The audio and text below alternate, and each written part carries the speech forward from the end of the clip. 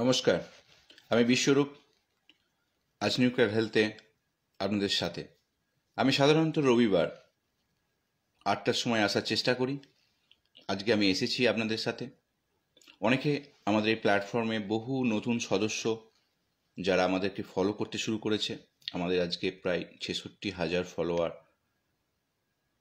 এই nuclear health প্ল্যাটফর্মের সাথে আছেন। প্রথমে আমি তাদের উদ্দেশ্যে, যারা নতুন এসছেন তাদের উদ্দেশ্যে জাস্ট আমার সম্বন্ধে একটু ইন্ট্রোডাকশন দিয়ে দিই। অনেকে হয়তো বোঝেন না আমি কে বা আমরা কি করি। তো ঘটনা হচ্ছে, আমার নাম বিশ্বরূপ ঘোষ। আমি একজন গবেষক বিজ্ঞানী। আমি বাংলারই ছেলে। আজকে আমেরিকায় কর্মসূত্রে থাকি এবং গবেষণা করি। যদিও আমার গবেষণার বিষয় সম্পূর্ণ আলাদা, নিউরো সায়েন্সের ওপর কাজ করি। কিন্তু এই প্যান্ডামিকের সময়ে এই নিউক্লিয়ার হেলথ বাংলা পেজ আপনাদেরকে সমৃদ্ধ করে। সায়েন্টিফিক আউটকামস নিয়ে আলোচনা করি, বহু ক্যাম্পেইন করি যেগুলো আপনাদেরকে বহু নতুন নতুন তথ্য নিয়ে আসে, আপনাদেরকে সমৃদ্ধ করে। তো আজকের আলোচনার বিষয় খুব ইম্পর্ট্যান্ট একটা আলোচনার বিষয়। আমাদের মনে সবসময় একটা কোশ্চেন থেকেই যায়, যে কোশ্চেনের সমাধান বা উত্তর আমরা খুঁজে পাই না। সেরকমই একটা রিসার্চ স্টাডির কথা আজকে উল্লেখ করব। তো আমাদের মনে একটা কোশ্চেন থেকে যায় যে রিইনফেকশন, আমরা যারা ইনফেক্টেড হয়েছি, কোভিড-19 ইনফেকশন নিয়ে ওভারকাম করেছি, তাহলে আমাদের শরীরে সাধারণত একটা অ্যান্টিবডি গড়ে উঠেছে। সেই অ্যান্টিবডিটা কতদিন এফেক্টিভ থাকবে? রিইনফেকশন কি প্রতিহত করতে পারবে? এটা একটা বড় কোশ্চেন। সেই কোশ্চেনগুলো যদি কাউকে করা হয়, দেখবেন কোথাও উত্তর খুঁজে পাবেন না। কারণ এই কোশ্চেনগুলোর উত্তর দিতে গেলে অনেক রিসার্চ স্টাডি করতে হয়। সেই রিসার্চ স্টাডি থেকে আউটকামসগুলো না এলে এগুলো মৌখিকভাবে বলা যায় না। আজকে একটা ফাইন্ডিংসের কথা উল্লেখ করব। Public health England's siren project, ইংল্যান্ডে এই স্টাডিটা সংগঠিত হয়েছে। প্রায় 6,600-র ওপর পেশেন্টের ক্ষেত্রে, যারা কোভিড-19 ইনফেক্টেড হয়েছে, জেনারেলি যারা হেলথ কেয়ার সেক্টরে কাজ করেছে বা ফ্রন্টলাইন ওয়ার্কার্স বা যারা হসপিটাল সেটিংসে আছে, এরকম কোভিড-19 ইনফেক্টেড হয়েছেন, তাদের উপর একটা স্টাডি করা হয়েছে এবং সেটা কম্পেয়ার করা হয়েছে যারা ইনফেক্টেড হননি তাদের রিপোর্টের সঙ্গে বেস করে। কি স্টাডি, কি হাইপোথিসিস? না, যারা ইনফেক্টেড হয়েছেন এমন পেশেন্টরা কি রিইনফেক্টেড হতে পারেন? তো তার জন্য একটা নিয়মিত ফলো আপের দরকার হয়। সেই ফলো আপটা তারা করেছে। 2 সপ্তাহ 4 সপ্তাহ অন্তর অন্তর survey, questionnaires, blood antibody testing, RTPCR testing, infection হয়েছে কিনা, এইগুলো কিন্তু প্রতি 2 সপ্তাহ 4 সপ্তাহ অন্তর অন্তর করা হয়েছে। এবং এই জুন থেকে নভেম্বর, এই মাসের মধ্যে এইগুলো সংগঠিত হয়েছে। তাই এই সময় এই রিপোর্টটা তারা একটা সামারি করেছে, যে সামারিটা যদিও এখনো কোনো পিয়ার রিভিউ জার্নালে প্রকাশিত হয়নি। সেখানে তারা দেখেছে যে যারা ইনফেক্টেড অলরেডি হয়েছিল, তারা 83% প্রোটেক্টিভ অ্যান্টিবডি দিচ্ছে এবং সেটা 5 মাস অবধি, 5 মাস এই প্রোটেকশনটা পাওয়া যাচ্ছে। তাহলে 5 মাস বলছে কেন? না, এই সামারিটা, রিসার্চ স্টাডিটা 5 মাস অবধি হয়েছে। এই স্টাডিটা আরও কন্টিনিউ হবে আপ টু 12 মান্থ। এই ফলো আপটা কন্টিনিউ হবে এবং সেখানে দেখা হবে এই 83% যেটা, সেটা 83%ই আছে, না কমছে, না আরও বাড়ছে। মানে 6,623 এই যে সংখ্যাটা, এটা কিন্তু কম নয়, এটা কমিউনিটি স্টাডি। এবং সেক্ষেত্রে তারা যে ইনফেক্টেড হয়েছিল, তারা যে রিইনফেকশন হয়েছে কিনা, সেখানে মাত্র 44 জন রিইনফেকশনের খবর পাওয়া গেছে। মানে পরীক্ষালব্ধ পিসিআর টেস্ট, আরটিপিসিআর টেস্ট করে তাদের শরীরে অ্যান্টিবডি দেখে এটা পাওয়া গেছে। তার মানে দেখুন, 1%-এর নিচে রিইনফেকশনের খবরটা আমরা কিন্তু পেলাম। 1%-এর নিচে আমরা রিইনফেকশনের খবর কিন্তু দেখবেন মিডিয়াতে তোলপাড় করে দেয় কোথাও কোনো দেশে 1জন কি 2জন রিইনফেক্টেড হয়েছে কিনা। কিন্তু সেটা যে কত কম পার্সেন্টেজ, সেটাকে আমি বোঝানোর চেষ্টা করলাম এই স্টাডির রিপোর্টের মাধ্যম দিয়ে। এখানে 6,000-এর ওপর কোভিড-19 পেশেন্টের উপর যে স্টাডি করা হয়েছে, সেখানে 83% রি-ইনফেকশন, তারা ইনফেক্টেড হয়েছিল আগে, তার 83% বলছে যে প্রোটেকশন দিচ্ছে 5 মান্থ রি-ইনফেকশনের এগেনস্টে, তারা রি-ইনফেক্টেড হচ্ছে না। খুব কম সংখ্যক মানুষ রি-ইনফেক্টেড হচ্ছে, যেটা 1%-এরও নিচে। তাহলে এটা, যদিও এই স্টাডিটা এখনও পিয়ার রিভিউ জার্নালে প্রকাশিত হয়নি, তাই সাবধানতার প্রয়োজন আরও, কারণ এই স্টাডিটা কমপ্লিট, এটা একটা এন্টারিম ডেটা, মানে একটা রিসার্চ বা একটা স্টাডি কমিউনিটি স্তরে যখন চলছে, সেই স্টাডিটা আফটার সাম টাইম যে কী রিপোর্ট হলো সেটাকে প্রকাশ হওয়ার বলা হয় এন্টারিম ডেটা। এটা 12 মাস অবধি চলবে। আমাদের এই অ্যান্টিবডি যারা ইনফেক্টেড হয়েছে সেটা 5 মাস অবধি প্রোটেকশন দিচ্ছে 83%। সেটা 12 মাসে কত পার্সেন্ট প্রোটেকশন দিচ্ছে সেটাও জানার দরকার। আমাদের যে সমস্ত ভ্যাকসিন ক্যান্ডিডেট যেগুলো আজকে এমার্জেন্সি ইউজ অ্যাপ্রুভাল পেয়েছে, এবং যে এই যে ভ্যাকসিনেশন ড্রাইভগুলো চলছে, ম্যাক্সিমাম ভ্যাকসিন প্রত্যেকে একটা ক্যান্ডিডেটের একটা এন্টারিম ডেটা পাওয়া গিয়েছিল ফেজ 3-র। যেমন ফাইজারের ভ্যাকসিনই বলুন, মডার্নার ভ্যাকসিনই বলুন, বা অ্যাস্ট্রাজেনেকার অক্সফোর্ড ইউনিভার্সিটির ভ্যাকসিন ক্যান্ডিডেট কথাই বলুন, 95%, 95%, 70% যথাক্রমে এরকম একটা পার্সেন্টেজ দেখানো হয়েছিল যে তারা এত পার্সেন্ট প্রোটেক্টিভ এই ভ্যাকসিনটা নিলে, রি-ইনফেকশনের এগেনস্টে প্রোটেক্টিভ, মানে ইনফেকশনের এগেনস্টে প্রোটেক্টিভ, রাইট? তো সেইটাই হচ্ছে তার এফিকেসি।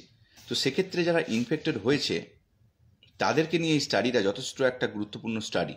যদিও এই স্টাডিটা এখনো আর্লি ফেজে, যেটা এখনো পেপার পাবলিশ হয়নি, কিন্তু একটা ইন্ডিকেশান দিচ্ছে যে আপ টু 5 মান্থ যারা ইনফেক্টেড হয়েছে তারা কিন্তু রি-ইনফেকশনের এগেনস্টে প্রোটেকশান দিচ্ছে। তাদের শরীরে অ্যান্টিবডি টেস্ট করা হয়েছে, তাদের শরীরে নতুন করে ইনফেকশান এসছে কিনা তার জন্য পিসিআর আর টিপিসিআর টেস্ট করা হয়েছে। তাহলে এটা হচ্ছে একটা ফলো আপ স্টাডি, রাইট? এই স্টাডিটা 12 মান্থ অবধি চলবে, ভালো করে বুঝুন। তাহলে এই ধরনের স্টাডির কথা আমি আগে অনেকবার বলেছি যে আমাদেরও কিন্তু এই ধরনের স্টাডি আমাদের গভর্নমেন্ট বা আমাদের যে সমস্ত মেডিকেল সংস্থা রয়েছে গভর্নমেন্টের, তাদেরও কিন্তু এই ধরনের স্টাডি কিন্তু কমিউনিটি স্তরে করা উচিত। আজকে আমরা শুধু দেখিয়ে আছি এই যে ভ্যাকসিন ক্যান্ডিডেটগুলো আমাদের আসছে, পৃথিবীর একটা বৃহত্তম ভ্যাকসিন ড্রাইভ আমাদের ভারতে সংগঠিত হচ্ছে, হয়েও গেল। ফ্রন্টলাইন ওয়ার্কার্স, ডক্টরস, তারা কিন্তু ভ্যাকসিন নিচ্ছেন। তো ভ্যাকসিনেশন একটা রাস্তা, পাথওয়ে, যেটা আমরা কোভিড-19 এই প্যান্ডামিকটাকে প্রতিহত করতে পারি, নিজেদেরকে প্রিভেন্ট করতে পারি। আমি ভ্যাকসিনেশনের এগেনস্টে নয়, ভ্যাকসিনেশন দরকার। ভ্যাকসিনেশন বহু ক্ষেত্রে আমাদের প্রোটেকশন দিয়েছে, এটা প্রথম নয়। কিন্তু এক্ষেত্রে ভ্যাকসিনেশন যেটা হয়, আর্টিফিশিয়ালি আমরা আমাদের শরীরে ইমিউনিটি গড়ে তুলি ইনফেকশনের এগেনস্টে। তাই এই মুহূর্তে যখন যেহেতু সব জায়গায় সারা পৃথিবীতে বহু মানুষ, কোটি কোটি মানুষ অলরেডি ইনফেক্টেড হয়েছে, তাদের ক্ষেত্রে কি ভ্যাকসিনেশনের দরকার আছে? এখনও অবধি কিন্তু রেগুলেটরি সংস্থার, বিভিন্ন রেগুলেটরি সংস্থার ইয়েস, সবাই বলছে ইয়েস, কারণ তাদের কাছে সঠিক স্টাডি, বৃহত্তর বড় বড় স্টাডি এরকম কিন্তু এখনও তাদের হাতে নেই যে তারা পলিসি মেকিংয়ের ডিসিশান নেবে। এই যে স্টাডিটা, যদিও 6,000 6,500 পেশেন্টের ক্ষেত্রে ইংল্যান্ডে সংগঠিত হলো সাইরেন প্রজেক্ট, যারা ইনফেক্টেড হচ্ছে তাদেরকে ফলো আপ করা হলো, এবং সেখান থেকে দেখা গেল সেই তাদের শরীরে যে অ্যান্টিবডি আছে সেটা 5 মাস রি-ইনফেকশনের এগেনস্টে প্রোটেকশন দিচ্ছে 83%। 83% দেখুন, একটা ভ্যাকসিনের ক্ষেত্রেও বলা হয় 95%, 70% বলা হচ্ছে, এখানেও 83% রি-ইনফেকশনের এগেনস্টে প্রোটেকশনের কথা বলা হয়েছে এই স্টাডিতে। তাহলে আমরা যারা ইনফেক্টেড হচ্ছি, আমাদের শরীরে যে অ্যান্টিবডি ন্যাচারাল উপায়ে গড়ে উঠছে, সেটাও যে ভবিষ্যতে আমাদের রি-ইনফেকশনের এগেনস্টে প্রোটেকশন গড়ে তুলবে না, এটা কিন্তু ঠিক নয়। তাহলে আমাদের আরও স্টাডি দরকার, যে স্টাডিগুলো আমাদের এই হাইপোথিসিসটাকে ইয়েস করবে, হ্যাঁ এই তো প্রোটেকশন দিচ্ছে। তাহলে আমাদের আগামী দিনে পলিসি মেকার, যারা পলিসি মেকিং করেন, যারা রুল তৈরি করেন, যারা আমাদের পাবলিক হেলথ নিয়ে ডিল করেন, তাদের ক্ষেত্রে একটা ডিসিশন মেকিংয়ের একটা জায়গা আসবে। কারণ আমাদের খুব তাড়াতাড়ি সময়ে যে সারা ভারতবর্ষের মানুষকে ভ্যাকসিনেশন করে ফেলা সম্ভব হবে এরকম নয়। ম্যানুফ্যাকচারিং ব্যাপার আছে, কোয়ালিটির ব্যাপার আছে, আবার এই ক্লিনিক্যাল মডে এত মিলিয়ন মিলিয়ন মানুষকে ভ্যাকসিনেশন করাটারও একটা ব্যাপার আছে, যেটা আমরা খুব একটা ভাবি না। অনেক বিজ্ঞানী মহলে বিশাল দ্বিমতও আছে। এফিকেসি ছাড়া ভ্যাকসিনেশনের মানে কি? Assumption, hypothesis. যাই হোক, তাহলে আমরা একটা গুরুত্বপূর্ণ তথ্য জানলাম যে এই ধরনের একটা স্টাডি, যে স্টাডিটা আমাদের একটা ইন্ডিকেশন দিচ্ছে যে হয়তো যারা ইনফেক্টেড হয়েছে তারা আগামী দিনে রিইনফেকশনের এগেনস্টে ন্যাচারাল উপায়ে প্রোটেকশন গড়ে তুলতে পারে। যদিও এটা খুবই আর্লি স্টাডিজ, কমপ্লিট এন্টারিম একটা ডেটা যেটা এখনো প্রকাশিত হয়নি, কিন্তু এগুলোই হচ্ছে একটা ফাইন্ডিংসের, একটা রিসার্চের ইন্ডিকেশন। আমার তো মনে হয় সব দেশ এই ধরনের একটা পাবলিক হেলথ প্রজেক্ট স্টার্ট করতে পারে, যেখানে যারা অলরেডি ইনফেক্টেড হয়েছে তাদেরকে এনরোল করে তারা আবার রিইনফেকশন হচ্ছে কিনা, তাদের শরীরে অ্যান্টিবডিটা কতদিন থাকছে, একটা নির্দিষ্ট লেভেলে, একটা নির্দিষ্ট মাত্রায় থাকছে যেটা প্রোটেকশন দিতে পারে রিইনফেকশন, সেটাও জানার কিন্তু দরকার। কারণ আমাদের ভ্যাকসিনেশন তো সকলের জন্য এখনই রেডি নয় এই মুহূর্তে। তাই এই ধরনের যদি একটা স্টাডি আসে, তাহলে আমার মনে হয় যে আমাদের মূল যে উদ্দেশ্যটা মানুষকে প্রোটেক্ট করা, সেই প্রোটেকশনের জন্যে এটাও একটা অস্ত্র হিসেবে আমরা প্রয়োগ করতে পারি। তাহলে কি আমরা ইনফেক্টেড হব না, যারা হয়েছে তাদের ক্ষেত্রে কি সিনারিও সেটা জানার জন্যই কিন্তু এই স্টাডি। আমরা কখনোই রিইনফেক্টেড ইচ্ছা করে হতে যাব না। উই ডোন্ট নো কার ক্ষেত্রে কেমন ধরনের সিমটম আসবে, সেই জন্যই আমাদের প্রত্যেকের কিন্তু সাবধানতা কন্টিনিউশনটা করা দরকার। আমাদের প্রত্যেকের কারো না কারো কিছু না কিছু কোমরবিডিটিস থাকে, বিভিন্ন বয়স ভেদে থাকে, যাদের বয়স্ক তাদের ক্ষেত্রে বেশি থাকে। তাই অলওয়েজ আমাদের সাবধানতার প্রয়োজন সবসময় থাকছে। একটা ভ্যাকসিনেশন ড্রাইভ স্টার্ট হয়েছে বলেই প্যান্ডামিক নট ওভার। আমাদের সাবধানতার সাথে এগিয়ে যেতে হবে এবং প্যান্ডামিকের বিরুদ্ধে প্রতিরোধ গড়ে তুলতে হবে সচেতনতার সাথে। সেটাই হবে আমাদের আগামী দিনের অস্ত্র। আপনি সচেতন, আপনি ক্রাউড অ্যাভয়েড করছেন, আপনি সচেতন, আপনি মাস্ক পরছেন পাবলিক জায়গায়, আপনি সচেতন, আপনি আপনার হাত ওয়াশ করছেন, হাইজিন রাখছেন, চোখে নাকে মুখে হাত দিচ্ছেন না, রাইট? এগুলি হচ্ছে এন্ট্রি পথ। তো আপনার সচেতনতা কিন্তু খুব দরকার। আমাদের ভারতবর্ষে যেভাবে বহু পাবলিকের সমাগম, বিভিন্ন মিটিং মিছিল বলুন বা বিভিন্ন আন্দোলনকে ঘিরে বলুন, যেগুলো আমাদের প্রকাশ্যে হচ্ছে, সেইটার বিরুদ্ধেও কিন্তু সরব হবার সময় এসছে। কিন্তু সেই সরব হওয়ার জায়গাটা কে বা কারা করবে? সেই জন্যে আমার রিকোয়েস্ট অ্যাজ এ সায়েন্টিস্ট হয়ে, আমাদের যারা পলিটিশিয়ান আছেন তারা আরও বেশি দায়িত্বশীল হন, তারা আরও বেশি সায়েন্সটাকে বুঝুন, তারা আরও বেশি কোভিড-19 সম্বন্ধে একটু জানুন। তাহলে তারা বুঝতে পারবেন যে আমাদের এই জমায়েতিটা কতটা রিস্ক ফ্যাক্টরটাকে ক্যারি করছে। আপনারা হয়তো বলবেন এই যে এত জমায়েতি হচ্ছে, তাহলে মৃত্যুর সংখ্যাও তো বাড়ছে। তাহলে হয়তো কোশ্চেন করতে পারেন, কিছুই তো হচ্ছে না, মৃত্যুর সংখ্যা তো সেরকমভাবে বাড়ছে না। আপনাদের কাছে 1.5 লক্ষ মৃত্যুর সংখ্যাটা যদি কম মনে হয়, তাহলে এই কোশ্চেনটা আপনারা যথেষ্ট করছেন যদি করেন। ঘটনা হচ্ছে যে মৃত্যু হচ্ছে একটা আনএক্সপেক্টেড থিং। আমরা নিজেদেরকে প্রোটেক্ট করতে চাইবো। এই পৃথিবীতে এসেছি বাঁচার জন্য, এসেছি পৃথিবীর কর্ম করতে এসেছি। আমরা সাবধানতার সাথে নিজেদেরকে এগিয়ে নিয়ে যাব, কর্ম করে এগিয়ে নিয়ে যাব। আনএক্সপেক্টেড ডেথ, আমাদের কি আরও ডেথ নেই? প্রচুর ডেথ আছে, প্রচুর ধরনের ডেথ আছে। হার্ট অ্যাটাক হয়, ক্যান্সারে যারা ভুগছেন, বহু মানুষকে অকালে প্রাণ দিতে হচ্ছে, সেগুলো তো আছেই। এর সাথে এটা অ্যাডিশান হয়েছে, এটা ছিল না, এটা অ্যাডিশান হয়েছে। সেই জন্যই এর বিরুদ্ধে প্রোটেকশন, কারণ এটা মানুষ থেকে মানুষে ছড়ায়। হার্ট অ্যাটাক একটা মানুষের ক্ষেত্রে সেটা ছড়াচ্ছে না, অন্যজনাকে করছে না, সেটা তার ক্ষেত্রেই আছে, কিন্তু এগুলো মানুষ থেকে মানুষে ছড়ায়।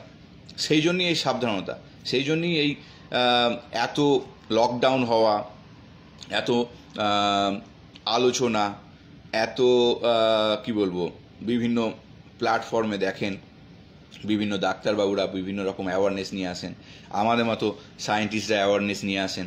এই জন্যই, এর আলাদা কোনো উদ্দেশ্য নয়। বেসিক্যালি হচ্ছে যে কালেকটিভলি সমাজে আমরা যদি দায়িত্বশীল হই, আমরা এই প্রিভেন্টিভ মেজার নিয়ে চলি, তাহলে হয়তো এর এই কোভিড-19 ইনফেকশনের যে স্প্রেড সেটাকে আমরা যদি একটু কমাতে পারি। তো যাই হোক, আজকে খুব গুরুত্বপূর্ণ একটা ইনফরমেশন যেটা আমি আপনাদের শেয়ার করলাম। এই ধরনের স্টাডি আমার মনে হয় প্রত্যেকটা দেশের করা উচিত। আমরা তো জানিই না, আমরা যারা ইনফেক্টেড হয়েছি তারা রিইনফেক্টেড হওয়ার তাদের ভ্যাকসিনের প্রয়োজন আছে কিনা, কোনো স্টাডি রিপোর্ট তো নেই। এই যে স্টাডিগুলো একটা দুটো করে আসছে, এই স্টাডি রিপোর্টগুলোই কিন্তু একটা ইন্ডিকেশন দিচ্ছে, কিন্তু এই স্টাডি রিপোর্টগুলো একটা স্টাডির ওপর কি আমরা ভরসা করতে পারি? নিশ্চয়ই নয়। আরও অনেক বৃহত্তর পপুলেশন, বিভিন্ন দেশের বিভিন্ন পপুলেশন আলাদা,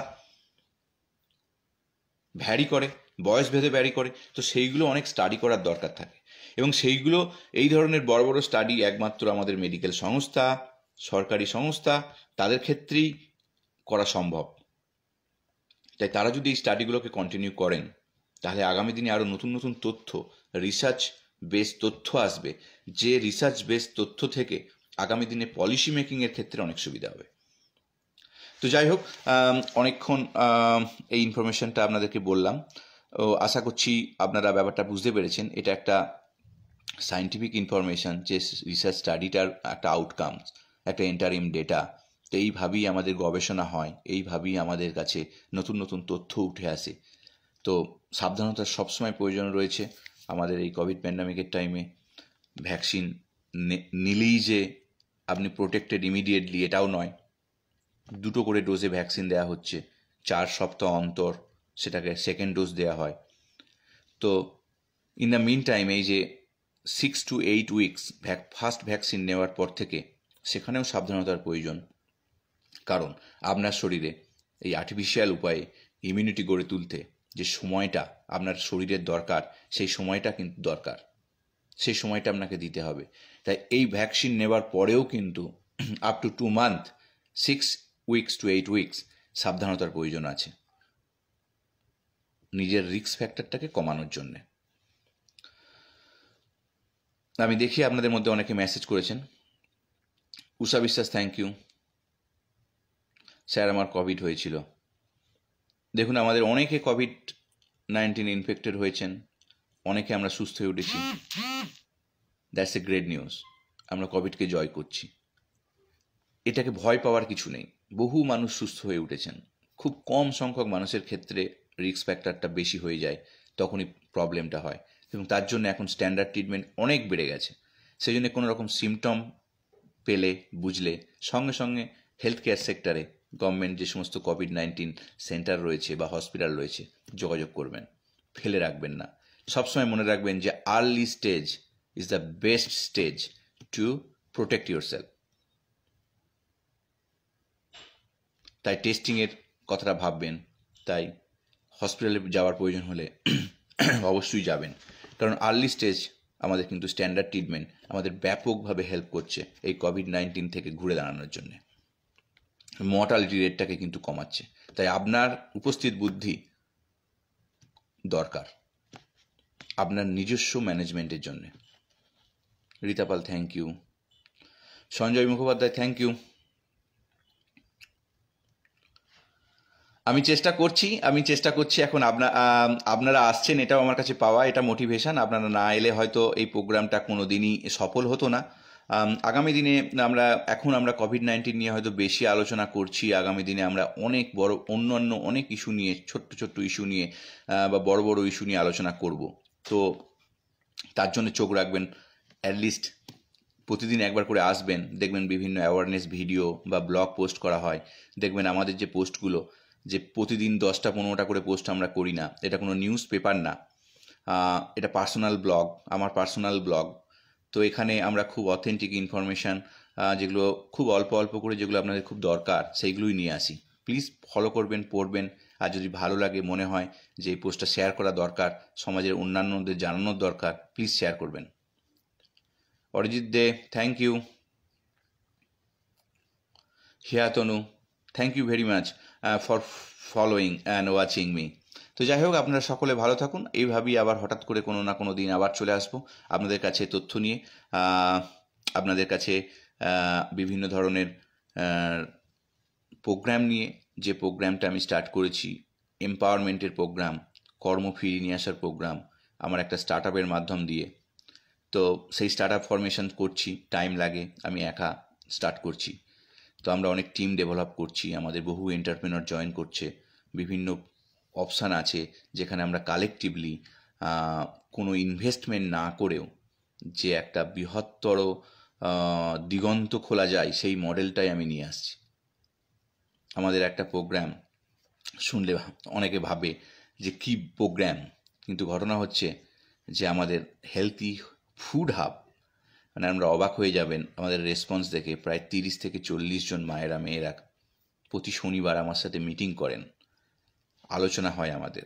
আমরা কিভাবে একটা হেলথি ফুড হাব তৈরি করছি ইন 6 মান্থ, আপনারা দেখতে পাবেন, নিশ্চয়ই দেখতে পাবেন। আমি যে প্রোগ্রামগুলো নিয়ে আসছি সেটা কিভাবে কাজ করছি ব্যাকগ্রাউন্ডে, আপনারা দেখতে পাবেন যে কোনো ইনভেস্ট না করেও যে একটা এন্টারপ্রেনার হওয়া যায় আমার এই টেকনোলজির মাধ্যমে। আমি সেগুলোকে নিয়ে আসছি কিভাবে, সেগুলো অবশ্যই জানতে চোখ রাখবেন।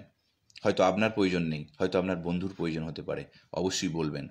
আমাদের মেসেঞ্জারে ফোন যোগাযোগ করতে বলবেন, এই পেজের মেসেঞ্জারে। আমরা মেসেঞ্জারের মেসেজ দেখি এবং তাদেরকে একটা গ্রুপ করে তাদেরকে ইনফরমেশান দিই কখন আমরা তাদের সাথে মিট করব।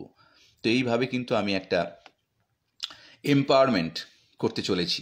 আগামী দিনে আপনারা সেটা আরও হাতে নাতে দেখতে পাবেন, যখন দেখবেন আপনারই কোনো বন্ধু আমাদের নিউক্লিয়ার হেলথের এন্টারপ্রেনার এবং তারা আমাদের কাজগুলো তাদের নিজস্ব জায়গায় করছে এবং রেভিনিউ ডেভেলপমেন্ট করছে নিজেদের ক্ষেত্রে। তো এটা একটা নতুন মডেল। তো সেই কারণে একটু মনে হয়, কারণ আপনারা দেখেন যে চ্যানেল পার্টনারে এত টাকা নিচ্ছে, ওই চ্যানেল পার্টনারে এত টাকা নিচ্ছে, আগে টাকা দাও তারপর এই কিটটা নিয়ে যাও, তাহলে তুমি রোজগার করতে পারবে। এরকম কিছু নয়, কোনো ইনভেস্টমেন্ট লাগবে না। এবং কিভাবে আমি আপনাদেরকে একটা বড় ধরনের একটা এন্টারপ্রেনার হওয়ার রাস্তা দেখাচ্ছি, সেগুলো কিন্তু সম্পূর্ণ নতুন মডেল এবং এটা আমার মস্তিষ্ক থেকে বেরিয়েছে। এবং এই মডেলটার মাধ্যম দিয়ে আমি আগামী দিনে কয়েক বছরের মধ্যে কয়েক হাজার ছেলে মেয়েকে ইন্ডিপেন্ডেন্ট এন্টারপ্রেনার তৈরি করার একটা জায়গা তৈরি করার চেষ্টা করছি। এবং এই প্ল্যাটফর্মের মাধ্যমে, আপনাদের মাধ্যমেই হয়তো সেটা সম্ভব হবে। কারণ আমি তো পার্সোনালি আমেরিকায় থাকি, এখান থেকে প্রত্যেকের পার্সোনালি তো আমি মিট করতে পারিও না। তাই এই প্ল্যাটফর্মের মাধ্যমেই আমি আমার যে এম্পাওয়ারমেন্ট প্রোগ্রামগুলো রয়েছে সেই প্রোগ্রাম নিয়ে আলোচনা করি। তাই কাইন্ডলি আপনারা সেগুলোকে চোখ রাখবেন। সেগুলোও কিন্তু খুব একটা ইম্পর্টেন্ট বিষয়, কারণ আমরা কেউ না কেউ কোনো না কোনোভাবে সেই হেলথ কেয়ার, আমার যে হেলথ কেয়ার প্রোগ্রামগুলো থাকছে, এন্টারপ্রেনার প্রোগ্রামগুলো থাকছে, সেগুলোতে অংশগ্রহণ করতে পারবেন। কারণ সেগুলো মানে সাধারণত অন্য কোথাও এই সুযোগটা পাবেন না। কারণ আমি নিজে ওই মডেলটা তৈরি করেছি, ডিফারেন্ট মডেলে আমি হাঁটছি এবং সেই ডিফারেন্ট মডেলে প্রত্যেকের একটা ইন্ডিপেন্ডেন্সির জায়গা রাখছি।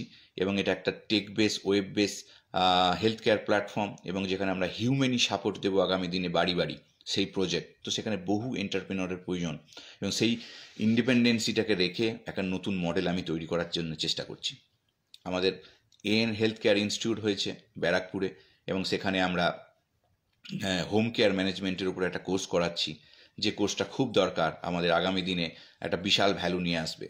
এবং আমি বিভিন্ন রকম এজেন্সির সাথে কথা বলছি যারা হোম কেয়ার গিভার্স দেয়, যাদেরকে বাংলায় আয়া বলে, কিন্তু আমি এটাকে আয়া বলছি না, এটাকে হোম কেয়ার ম্যানেজমেন্টের একটা কোর্স কেয়ার গিভার্স বলতে চাইছি।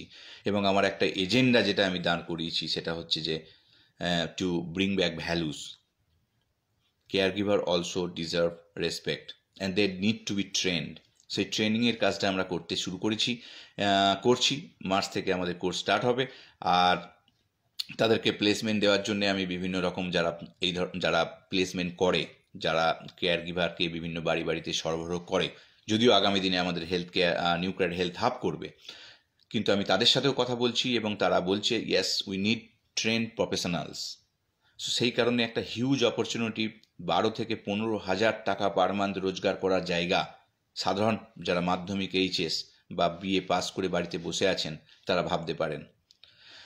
অবশ্যই ভাবতে পারেন, এবং এটাই আমাদের কাজ। আগামী দিনে একটা নতুন এম্পাওয়ারমেন্ট মানুষের মধ্যে পৌঁছে দেওয়া, একটা ট্রেন ছেলে মেয়েদেরকে কাজের জায়গা করে তোলা এবং তাদের প্লেসমেন্টের জন্যে লিঙ্ক করে দেওয়া, সেটাই হচ্ছে আমরা করব এবং আমরা করছিও, এবং এই জন্য আমরা অনেক কাজও করছি।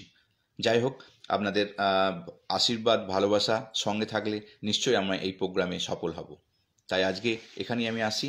ভালো থাকবেন। নমস্কার।